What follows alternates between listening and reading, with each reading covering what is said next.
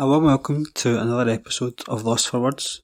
I am your host Jason, and this week's episode takes place on the topic of the recent highly publicised and widely discussed trial of Kyle Rittenhouse in Kenosha, Wisconsin, USA. After the shooting of Jacob Blake in Kenosha in August 2020, widespread unrest broke out in the Wisconsin city. A 17-year-old Kyle Rittenhouse travelled from Illinois to Kenosha with a semi-automatic AR-15 rifle to help protect a car dealership which was said to be at risk of damage from protesters. He also claimed he was in Kenosha to provide medical aid to fellow property protectors. In a spell of less than 10 minutes on the night of the 25th of August 2020, Rittenhouse shot 3 white men who had been pursuing Rittenhouse during the unrest. Joseph Rosenbaum, a native of Kenosha and unarmed, was shot 4 times by Rittenhouse and killed. Next, Anthony Huber, unarmed but wielding and attacking Rittenhouse with a skateboard, was fatally shot in the chest. Thirdly, Gaige Grosskreutz then approached Rittenhouse armed with a handgun and was shot in the bicep. Kyle Rittenhouse was charged initially with 2 counts of homicide and 1 count of attempted homicide. Additionally, he was charged with 2 counts of reckless endangerment, 1 count of unlawful possession of a firearm, and 1 count of curfew violation, but the unlawful possession and curfew charges were thrown out by Judge Bruce Schroeder during the trial, which took place in November 2021. A jury then found Rittenhouse not guilty of all the remaining charges. I am joined by Michael Lee, who grew up in Wisconsin and speaks on Lost for Words to go through the incident and the trial with me. It's worth saying, of course, that neither of us are qualified lawyers, but like a lot of others, have followed the trial closely and are keen to discuss the fallout and any future implications. Michael speaks as someone with a deep understanding of Wisconsin, the demographics, the law enforcement and the law itself, and how they all combined to basically give rise to the conditions that led to the incident itself and then the trial and verdict. A quick housekeeping note before we get started. Please leave a rating or a review wherever you get your podcasts, whether that be Apple, Google, Spotify, Podbean or any other platform. It's the best way the podcast can grow and better content can be produced for you, the listener. It's your listening experience that matters the most. But enough from me, now on to today's episode of Lost for Words.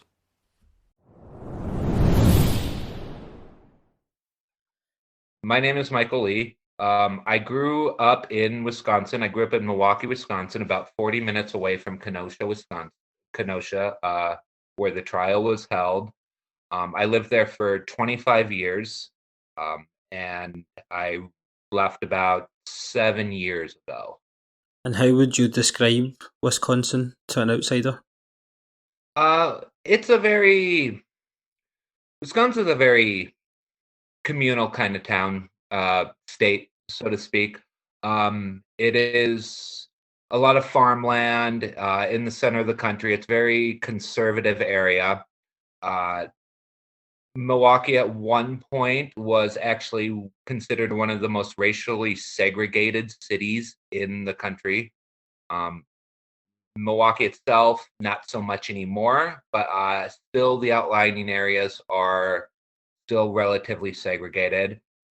Kenosha itself, as of, I want to say about 2019, the diversity makeup is approximately 82% white, with only 7.5% Black population, and then less of that for other quote-unquote minorities. So Kenosha would be less racially diverse than America at large? I would believe so. The thing about the United States in and of itself is, with it being as large as it is, lots of populations a lot of the population tend to be very spread out, very condensed in cities, which is where you have most of your more diverse areas. Kenosha itself is situated about 40 minutes south of Milwaukee, approximately about I'd say off the top of my head about 1 hour's worth of driving time north of Chicago, Illinois. Um, so it just kind of sits right in the middle, right there. Right, and do you ever see yourself going back to Wisconsin? I would not. I reside about 1,500 miles away in Colorado, the state of Colorado. Um, I left there. Part of it had to do with the fact that Wisconsin is, in and of itself, a very conservative area. It is the home of the Republican Party here in the United States. It was originally founded there in, I want to say, Randolph, Wisconsin. Um, so it does have that very kind of conservative area feel to it. Um, it's a lot of farmland with, you know, I'd say it's got cities that exceed 10,000 people. There's maybe less than 10 of them. So it's a very wide out. It's very wide apart between the cities. It's very open. It's a beautiful place, but it's not somewhere I'd ever return to, as it doesn't line up with my personal belief and my personal lifestyle. The Kyle Rittenhouse thing was off the back of the Jacob Blake. Now, the Jacob Blake thing happening, is it a surprise that something like that would happen in a place like Kenosha? No, it is not.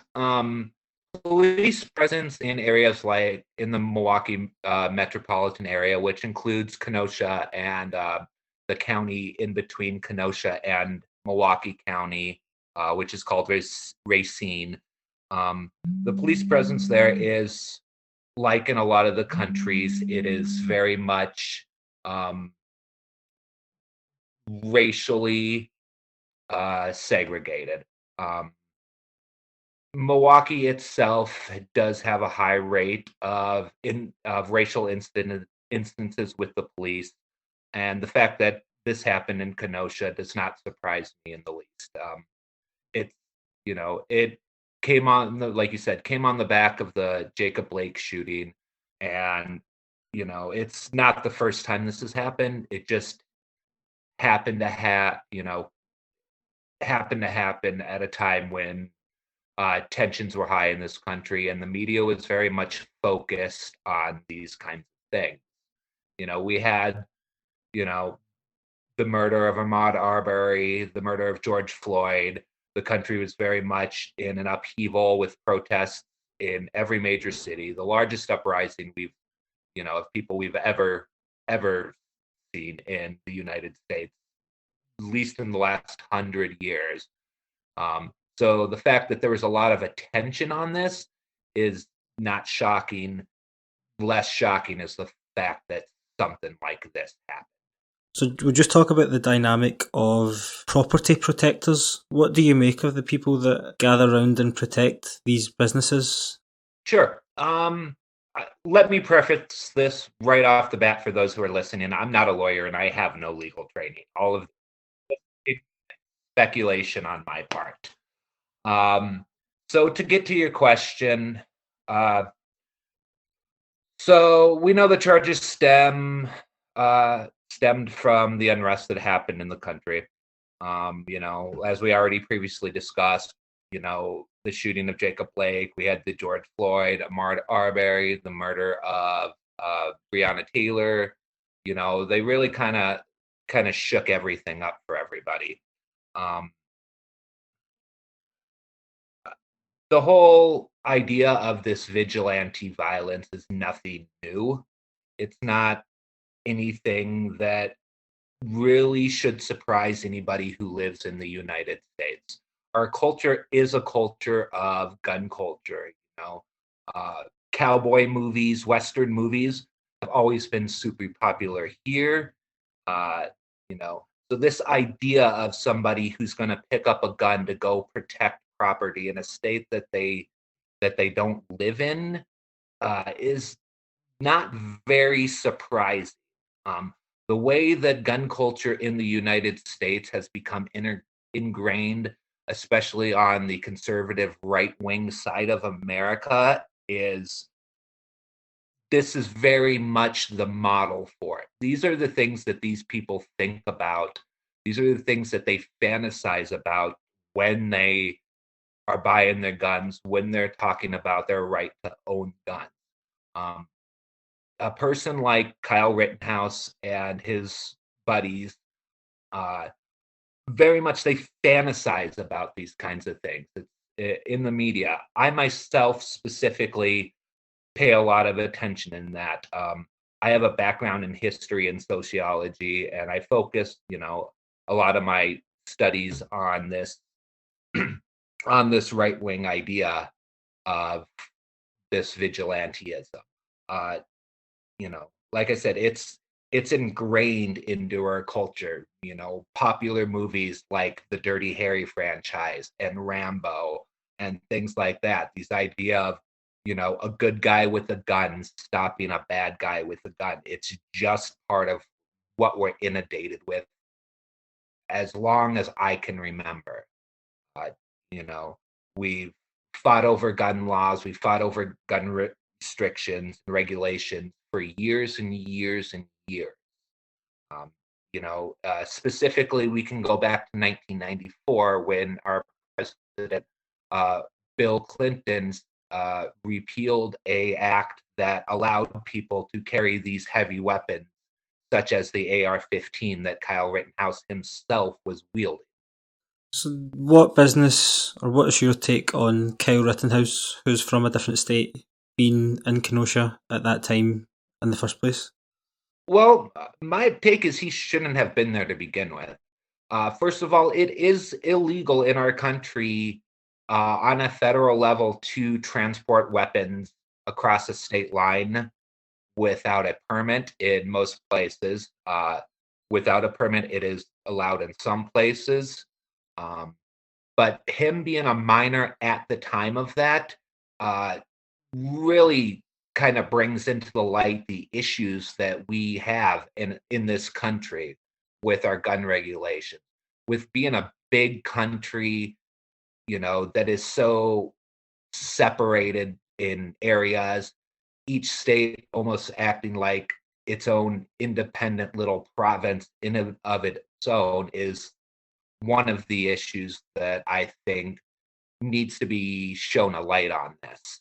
Um, a 17-year-old kid had somebody else buy a gun for him, and that same person took him to take target practice with this same gun that was used in, even though he was found not guilty, my opinion, a crime, and then transported him across state lines to lead to what happened was, you know, not surprising, but it should not have played out the way that it should. You know, a 17-year-old, in my opinion, should not be owning a gun. I'm much older of that age, and I don't do it. I don't own a gun. I have no issues with guns, and I have no issues with gun ownership myself. Uh, as a matter of fact, I think more people should know how to use them because of how prevalent they are. But the fact that this kid felt that he had the right and just even had the desire to do that, I think says a lot more about the culture of firearms in our country than anything. Then leads us on to the night itself, 25th of August 2020. What do you remember about hearing about the incident for the very first time? Okay. Well, the conditions that led to the incident, like I said earlier before, a lot of upheaval, a lot of protests. We had seen some fighting in the streets between police and protesters. We had seen what does amount to looting and rioting and some destruction of property all over the country. At the time, Rittenhouse himself took a medical kit and an AR-15 style rifle to join up with a group of other armed people to protect a car lot. And this is a car lot that um, he was not asked to protect. During the course of the trial, the owner of the car lot did say that he had not asked them to be there. Now, the person that had transported Rittenhouse and his firearm across state lines, I can't remember his name off the top of my head at this moment, but he claims that he had some interaction with the owners or a family of the owners of this car lot.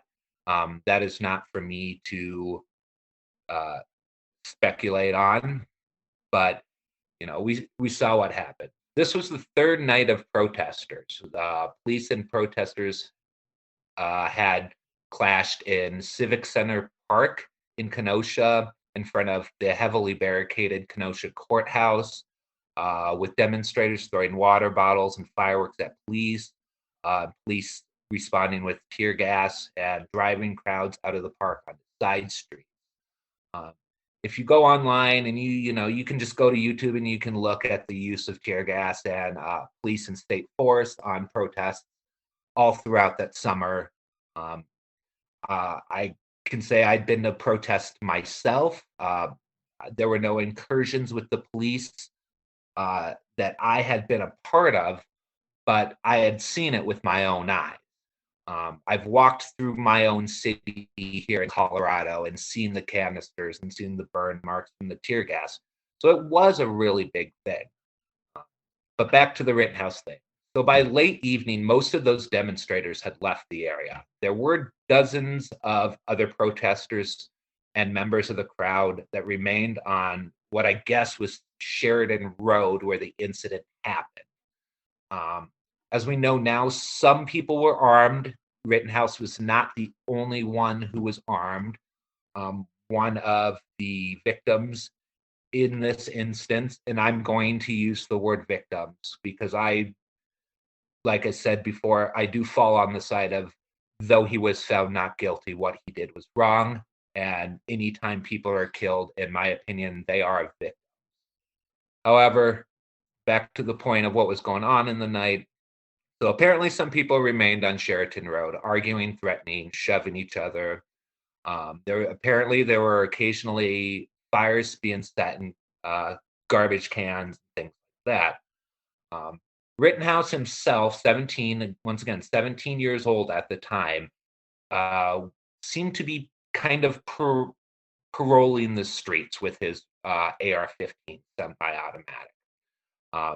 It was there that he ran into one of the victims, Joseph Rosenbaum, who in the course of the trial came out that he had thrown a plastic bag full of personal items at Rittenhouse and then apparently tried to flee when he was shot. How much of that do I know to be true? Not 100% on it, but he did end up getting shot and killed. After that, a crowd of people did pursue Rittenhouse. One of the men kicking at him and hitting him with a skateboard, Anthony Huber, was shot and killed.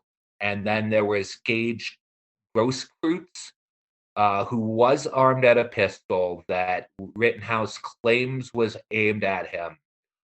I believe Gaige is the one in that famous video of Rittenhouse lying on the ground and pulling the trigger. He was shot in the arm with it, from my understanding, shattering his bicep.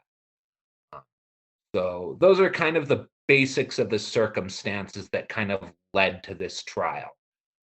After that, you can see pretty obvious video and photos of Rittenhouse leaving the scene after the shooting, approaching the police with his arms up, and the police just telling him to go away. He returned home that night and was arrested the next morning. We'll go through the killings one by one, Michael. So the first one, Rosenbaum. I just watched the videos before I came on to speak to you. As you were saying, yeah, Rosenbaum's chasing him through a parking lot. He throws something. I couldn't tell what it was. It's clearly as you say, it might have been personal belongings, but it's nothing that's going to cause you any damage if it hits you. Oh, definitely. I am of the belief, and once again, just opinion and speculation, I am of the belief that uh, Rittenhouse created the circumstances himself. Um, there are some blurry photos that show Rittenhouse possibly pointing at guns with his gun without firing at Rosenbaum. Uh, to say, for certain is really hard to tell at this time. But yeah, the general understanding that came out through the excuse me that came out through the case was that yeah, Rosenbaum threw a bag at him, and Rittenhouse claimed that he charged after him, and that is when he shot him. There is that one of the experts that did testify, use of force expert, uh, claims that this happened in a matter, says that this happened in a matter of seconds, which, these kinds of things always do. They always play out very quickly. And there's things that happen, in the heat of the moment. Um, it's it's very hard to really to tease out what happened in the moments before Rosenbaum was shot. But the jury did seem to believe that Rittenhouse feared for his life when Rosenbaum approached him, threw the bag at him. Yeah, that's, in terms of the three of them, I think that is the one that, having watched the video, I can understand why a jury would go that way, because Rosenbaum's chasing him and Rittenhouse sort of turns around, he's jogging backwards. I think he seems to fall over, and somebody shouts, you don't know who it is, that shouts "fuck you." Then Rosenbaum goes over towards him and he shoots him, I think 4 times is excessive, and Rosenbaum falls to the ground straight away. But I found it interesting how, and at this point they're sort of falling between two stationary cars. Rittenhouse just gets up and jogs away. Yeah, no, I completely agree. At that point in, the course of that evening, it does look like maybe there was this chance that Rosenbaum was going after him, and then he did fear for his life. I am of the belief that uh, you bringing a weapon to an area with a lot of people creates that circumstance. If Rittenhouse felt afraid of the people around him, I believe that he created that circumstance by having that weapon, by you know pointing that weapon around. Um, to shoot an unarmed person, it's a very dicey idea, but we have gathered that at the time Rosenbaum was not armed, unless you call a plastic bag full of whatever it was armed. Move on to the next one. So the incidents number 2 and 3 happen within seconds of each other, from what I could see in the video. That they happen almost simultaneously, and it's Anthony Huber. Now he does hit Rittenhouse with the skateboard, but from what I could see and going by the vibe of the video, he is using the skateboard to try and disarm Rittenhouse rather than as in like a true means of aggression towards him, if that makes sense. That was my take on it. I say that's my opinion. He's trying to disarm him, and then to be shot in the chest for that, that's the most questionable one in my opinion of the three. Oh, I completely agree. And, that was brought up in the charges. Count four of the charges against Rittenhouse was the death of Anthony Huber. It was the most serious charge with a mandatory life sentence. I mean, it appeared to many people and a lot of people that I, have talked to about the case that, yeah, he was attempting to disarm him.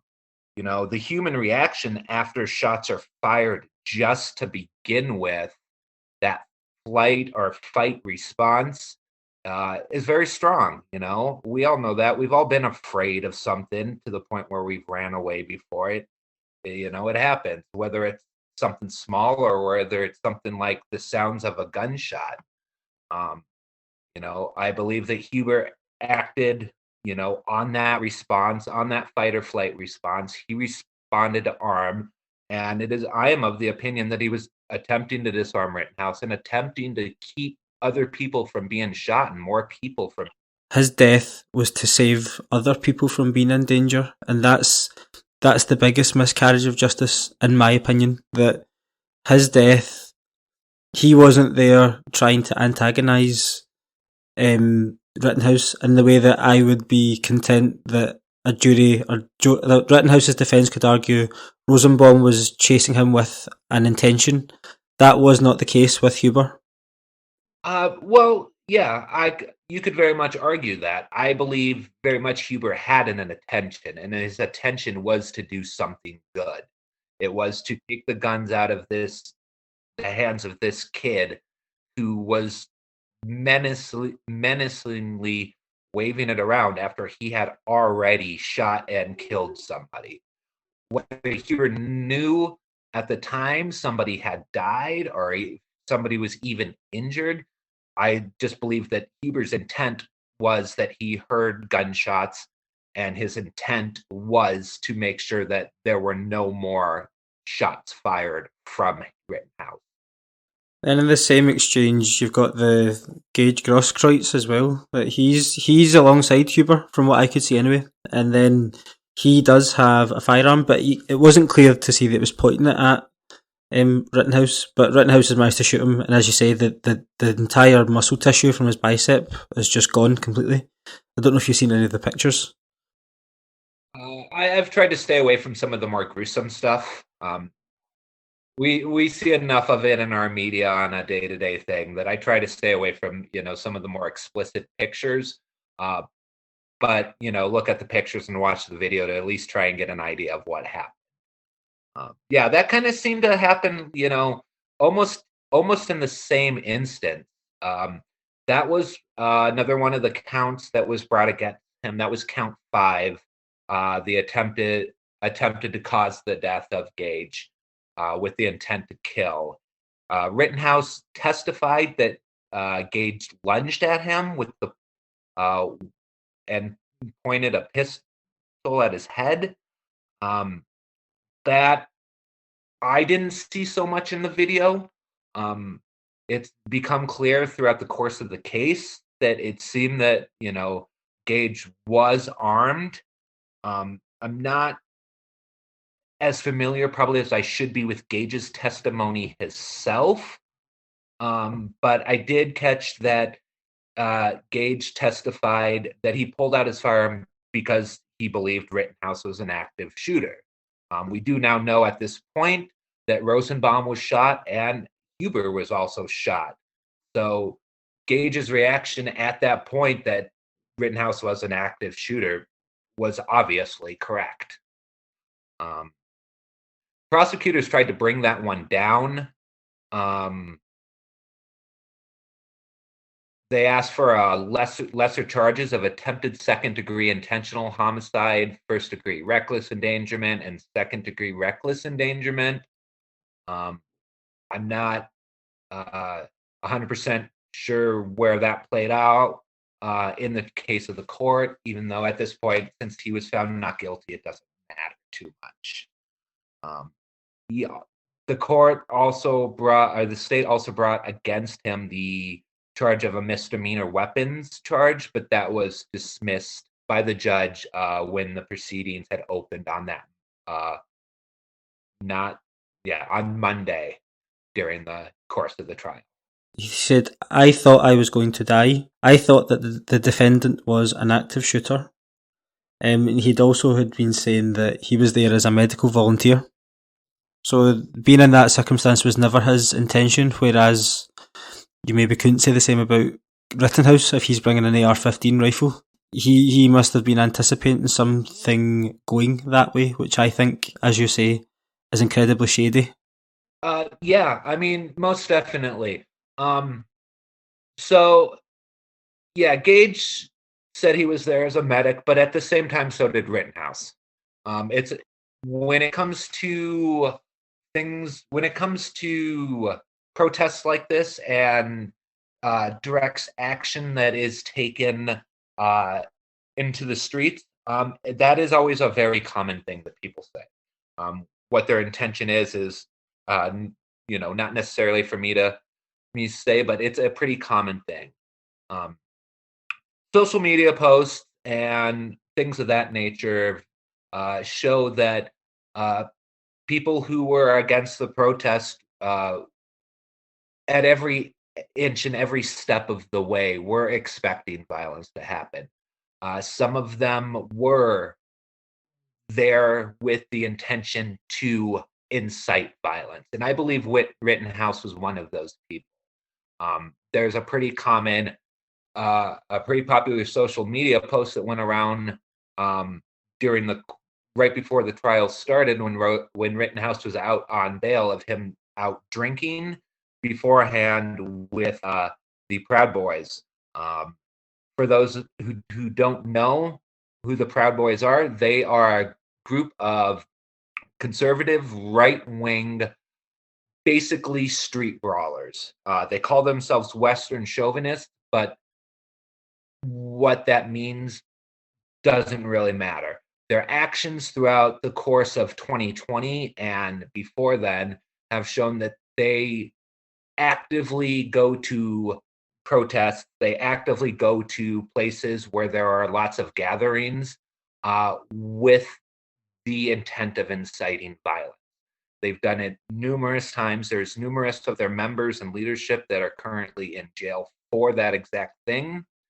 So the fact that Kyle Rittenhouse showed up with a gun to this protest, and the fact that he has apparent associations with this group of Proud Boys leads me to believe that he went there with the intention of either inciting violence or joining violence that had been incited outside of his presence. We'll move on to the trial. Firstly, what I wanted to comment on was the judge. How would you summarise the judge's behaviour?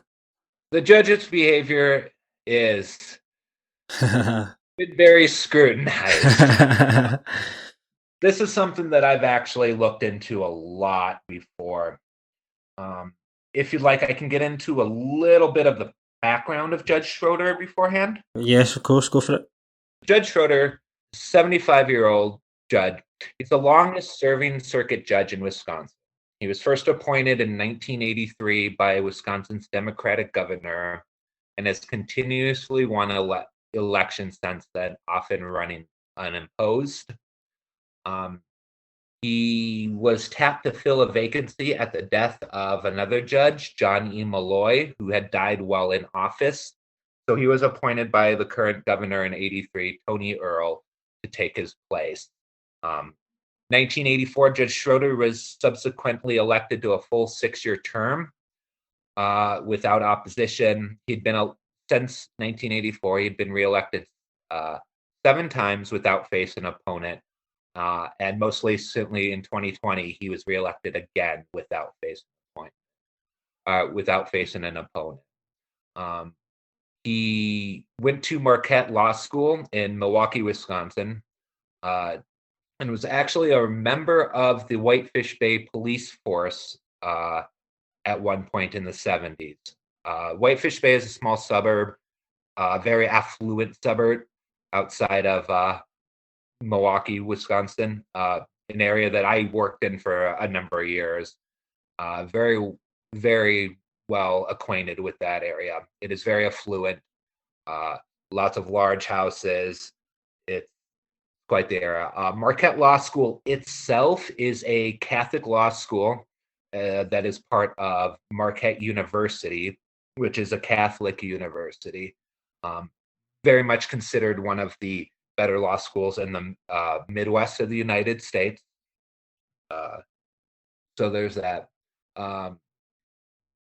So of the judge's action, during the first week of testimony, we did have Judge Schroeder dismiss a juror for making a crude joke about Jacob Blake, who was shot.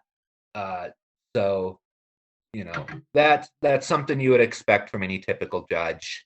Very much in line with, how most people would believe a judge would act. But then we have, a few other more bizarre moments. You have Judge Schroeder's phone ringing multiple times, playing the song "God Bless America," which obviously, within the course of the last 4 or 5 years, has become the entrance song that Donald Trump would use while entering his rallies. You have that instance of Judge Schroeder making some comment about how he hopes Asian food is not coming off of boats, which is pretty odd. I believe that kind of leads to, kind of can skew a jury, and it definitely skews my view of this judge. And then you have another moment where Judge Schroeder refers to a to a juror in a previous case. His exact quote were, "There were 13 jurors, one of whom was black. And when the clerk, the government official, drew the name out of a tumbler, it was a black, the only black." I think people feel better when they have control. So ever since that case, I've had an almost universal policy of having the defendants pick the jury numbers. So obviously that was in relation to Judge Schroeder allowing Rittenhouse to pull out jury numbers from the tumbler right before deliberation. Uh, you know, Guilty or innocence, I am of the opinion that that moment there, right alone, uh, allowing him to choose the jury numbers has an effect of humanizing Rittenhouse. I believe that it does show a bit of a bias on the judge's behalf. Whether he's done it before or in the past, like I said, I'm not a lawyer. I have no legal training. If I'm a jury sitting in that jury pool and the judge is allowing the defendant for whatever case to be participatory in that nature, in my opinion, that's going to lead me to believe that the judge is at least somewhat sympathetic. I would imagine, and I've friends that are lawyers that would say that the judge has to be completely impartial to the highest degree. You can't humanise anybody on any side. You have to just let the legal process take its course and not, as you say, look to engage with either side, because it then just diminishes the integrity of the full process. Oh, most definitely. But that's something that happens pretty regularly in the United States. That just kind of I believe lends credence to this idea that our judicial system in and of itself gives more weight than it probably should to a single individual. Even if you're a judge for 30 years, 37 years, 38 years, like Judge Schroeder has, at this point, you've probably been through enough cases to know, for good or bad, that your actions are going to influence the jury in some way. The way that we are in the United States are kind of like brought up to believe is that, we're meant to believe that these judges are impartial, but no person is ever truly impartial. I'm here on this podcast talking about this, and I have a bias. Like, I will not deny that I have a bias. Everybody has a bias in one way or another. And I believe that the judge's actions throughout the course of this trial reveal a bit of his bias. We look to these judges as somebody who's supposed to almost be the highest,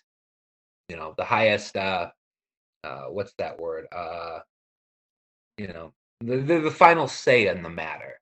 A lot of times when it comes to conduct, so their conduct, in my opinion, definitely is supposed to be one of neutrality. And I don't believe that was the case in this certain circumstance. There are a lot of better people who know the law a lot better than I do, who would say otherwise. But once again, this is my opinion. We're literally talking about a judge who, within the first couple of days, yelled at the prosecution to not undermine him and belittle him.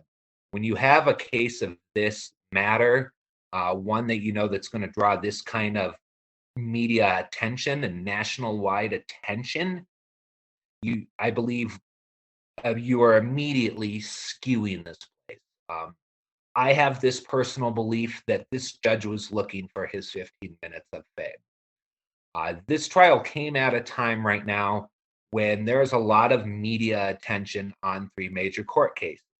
One being Rittenhouse and his case, the second being the case of the murder of Ahmaud Arbery, which is concurrently going on right now. Three men that, in my opinion, completed a modern day lynching of this man, Ahmaud Arbery. And the third one is the organizers of the Charlottesville Unite the Right rally from 2017. I know that got a lot of coverage. That was where we saw white supremacists marching on Charlottesville, Virginia, chanting with tiki torches, chanting "Jews will not replace us." I believe the judge knew well enough throughout, the course of the trial and when the trial began that, he will allowing media into his court, focus will be on him. I am of the personal opinion that he saw that as an opportunity to get his name out, as an opportunity to try and steer not necessarily public opinion, but just public attention to his case alone. But I think people on both sides have condemned the actions of Judge Schroeder. Everybody's kind of united in saying that his handling of it was very bizarre, to put it politely. Oh, for sure. You do. I have seen conservative and right-wing leaning people who do support Kyle Rittenhouse and do support the verdict have mentioned that, yes, maybe his actions were bizarre. Maybe they might have been a little bit out of the ordinary. The judge's actions have definitely been much more scrutinized by people who tend to lean liberal or left. So you can kind of take that as you will. You can take from that as you will. What is your take on Judge Schroeder throwing out the charges for the unlawful possession of the firearm and the curfew violation? So the curfew violation one, I find to be a little less bizarre. I think the judge throwing that out had more to do with the fact that the 5 actual charges that stood up merited a lot more weight. There's a lot more gravity to them. So that one I just kind of strike as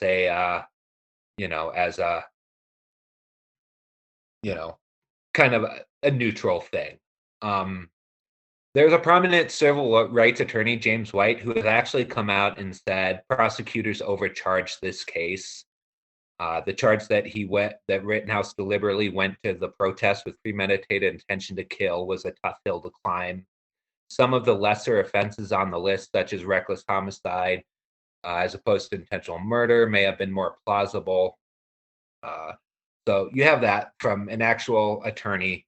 The gun charge, that one is a little more dicey. That one is the one where Judge Schroeder himself did say that it was kind of an arcane, bizarre law. That goes to a Wisconsin statute, which I can't even think of off the top of my head, the name of the statute, but that has to do with the length of the barrel of the gun. The U.S. is very weird when it comes to their gun laws, with each state, individually making their own laws for the majority of weapons possession charges. And in Wisconsin, the way it works is a rifle or a shotgun of a certain length counts as one type of a weapon, and the barrel of it being lesser than that length results in a different type of weapon charge. So that one alone, I understood that. And, that is one of the areas where I say Judge Schroeder did, I personally believe, made the right call there. You throw it out, with the caveat that it's an old law, maybe archaic, definitely at least confusing. Bring us on to the verdict then. What way did you think it was going to go? I personally, myself, knew that he was going to be found not guilty. I think a lot of people did. Um, for those who came as a shock, for those who thought that this verdict was shocking, I don't think have paid well enough attention. Like I said, a lot of people on both sides, whether you were a liberal or a conservative, really kind of had this inclination that this was going to play out the way that it did. For days beforehand, just my wife and I were talking about it, and we were both of the conclusion that we were going to get a not guilty verdict. That's how we've, come to expect cases of this magnitude to play out these days. Especially in the last couple of years.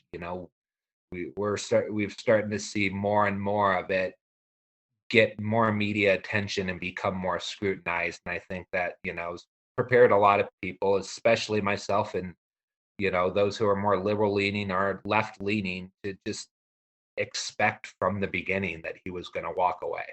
I agree 100%, and I think definitely that there should not be a surprise anymore. And I think the system was all geared up for him to be found not guilty. I think for a boy like that, in a conservative stroke right wing part of the country, with a judge like that, although all the conditions are in favour of it going that way, all the little variables that you would want if you're Kyle Rittenhouse, it was all fertile ground for him to get out.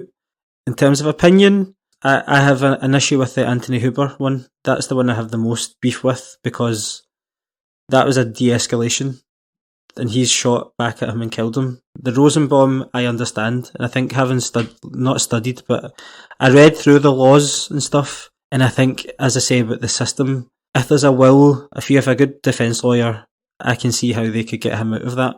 Oh, I completely agree. You had John Black, who was the use of force expert that, testified that Thursday morning. He testified that the duration of that shooting lasted maybe 2 minutes and 55 seconds. For all of that to happen in 3 minutes, that's a whole lot. Um, you know, Black testified that Rittenhouse fired the 4 shots at Rosenbaum, and all of that happened within 3/4 of a second. I mean, I've been silent for 3/4 of a second just this moment. That's a lot to happen when my mouth is shut. It's definitely everything happens in an instant, in a moment, in the blink of an eye, and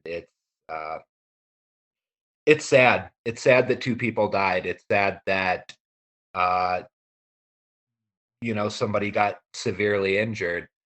And in my opinion, it's sad that Rittenhouse himself felt the need to just even be there. I think this case should shine much more of a light, less on the actions of the people involved and more on the circumstances and conditions that led to this. What lessons can be learned from it that would make something like this be less likely to happen again in the future? That's a good question. That's a tough question. That's a really hard thing to really weigh in on. First off, as Americans, we need to reassess, redefine our idea of, our laws, specifically when it comes into terms of self-defense itself. You can claim self-defense, but once again, like I said, you brought an AR-15 from one state to another. You traveled 30, 45 minutes with this weapon to an area that you knew was going to be high tension. My opinion is that creates the circumstance.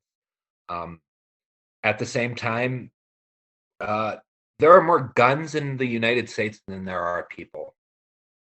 You know, that's another thing, in my opinion.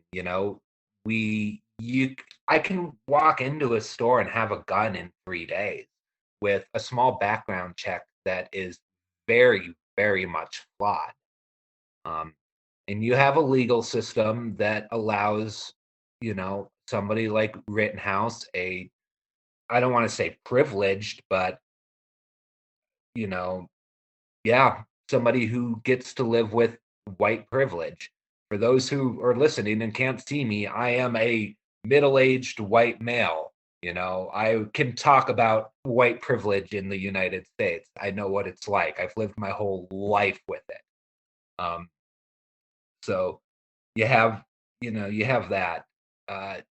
I think a lot of it really does come down to Americans' idea of gun culture and the availability of firearms. Uh, just a 17-year-old kid got a gun, took it across state lines. That alone, before even the action of the night in question, should be enough to make your hair stand on end. It's terrifying. Do you think that if the shoe were on the other foot and it was a begruntled BLM protester who had shot a Conservative in self-defence, that the trial and verdict would have gone the same way? I firmly believe that. I have two reasons. Right now, there is a girl whose name I cannot think of. It's Crystal Alahatz or something. Don't quote me on that. I don't have her name right. She's a black girl who is currently in jail for shooting and killing her abusive, I want to say either boyfriend or husband right now. Just, so, to me, in my opinion, right there, that's one contradiction that I think we can pull out of it. And secondly, I think, there's a parallel that we could draw here between what happened with Kyle Rittenhouse and what happened with Michael Reinhold in the Pacific Northwest of the United States last year. Reinhold attended a BLM protest on the side of the protesters, had a gun, shot 2 people. I believe he killed both of them.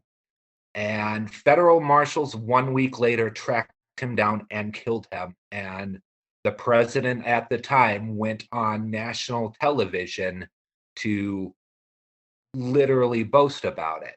So we have a liberal left-leaning person who killed people who ended up getting murdered.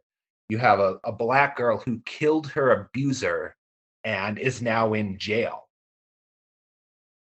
These things, these contradictions, these things, they, very much lead me to believe that if the shoe was on the other foot and, Rittenhouse was a protester who shot and killed somebody, that he would be in jail. If he was African American or any sort of quote unquote minority in this country, I firmly believe he would be in jail. He would have been found guilty.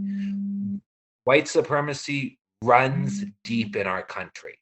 We're a country founded on white supremacy, built on the backs of African American slaves, and our system is designed that way. Our system is designed to uphold the idea of property over people, capital over people, and whiteness over everything else. Have you taken any heart from the last year and the uprising of BLM and stuff like that? Do you see there being a pathway to a better, less institutionally racist society? I have taken a lot of heart. I've been to protests to see the collective of people turn out in historic large amounts of numbers in 2020 gives me a lot of heart. I personally fall on this idea of I believe in a humanist collective of approach to society. So to see all of these people stand up and make their voice heard has definitely given me a lot of heart, a lot of hope. Um, it's a pretty broken system that we see. It's going to be a long, hard road, and there's going to be a lot more cases like this, I think, in the next, at least in my lifetime, before these things start to change. I think eventually they can change if we continue to collectivize, if we continue to stand together and make our voices heard and continue to fight for these changes. More than anything, I've gained a lot of like heart and a lot of hope and uh, love for the people of this country in the last year, 2 years, watching not just these protests, but the things that have sprouted up around this mutual aid, people going out to, take up a cause and feed, whether it's a houseless neighbor or to go out and, help a neighbor move. I've seen a lot of that throughout the country, and that gives me a lot of hope, and it really does make me hopeful. I have young nephews who, you know, are coming up seeing these things, and they're living through this changing time and understanding that that the things are the way they are, but they don't have to be this way, that they can change, and that gives me a lot of hope as well. um you know that's my opinion. It can change. I hope it can change. I'm an eternal optimist in my beliefs in society and in humanity, so I can't stop believing. Right, and a slightly ironic question to round off, but what do you foresee in the future for Mr. Rittenhouse? Mr. Rittenhouse is going to make a lot of money. I see public speaking appearances. Documentary that is being made is coming out very shortly. Tonight, Kyle Rittenhouse is already doing an interview on Fox News with Tucker Carlson, who, if you're aware of him, is, in my opinion, and his rhetoric that he spouts, a white nationalist. Yes, yeah. So he's doing that interview tonight. It was revealed after the jury verdict that Fox News had a documentary film crew following around Rittenhouse and his defense team the whole time of the trial. As a matter of fact, Mark Richards, Rittenhouse's lawyer, released a statement saying that he did not agree with having a documentary film crew, and I don't want to say quote unquote, but from my remembrance, quote, I kicked them out of the room a lot. So you have that. I think I think Kyle Rittenhouse is, like I said, I don't know when the book's going to come out. There'll probably be at book sales. I do foresee him possibly in 2024 speaking at the Republican National Convention. If anybody remembers the McCloskeys, the couple who pulled guns on marchers in St. Louis, Missouri, they ended up speaking at the 2020 Republican National Convention. I do see that in the future for Kyle Rittenhouse. And I also see him, this once again is speculation, I see him probably embracing his now new status as he's been lionized in right-wing and conservative media. He's a hero to these people. I've seen in my city alone free Rittenhouse stickers for months, even before the court handed. personally scraped one off of his street sign myself. I see him embracing his buddies in the Proud Boys and becoming kind of the face of that. Once again, speculation, parody, whatever it takes to keep people from getting mad at us.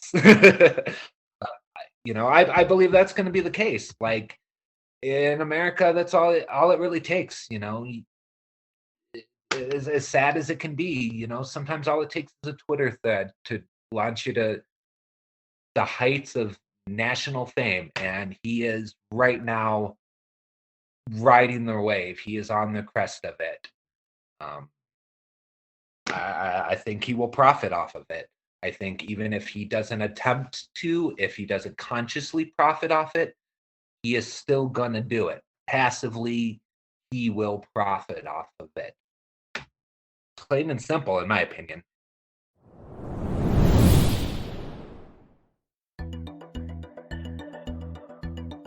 And that's a wrap. A massive thank you to this week's guest for coming on to the show. I hope you all enjoyed listening as much as I enjoyed chatting. All of the relevant social media accounts can be found in the show notes.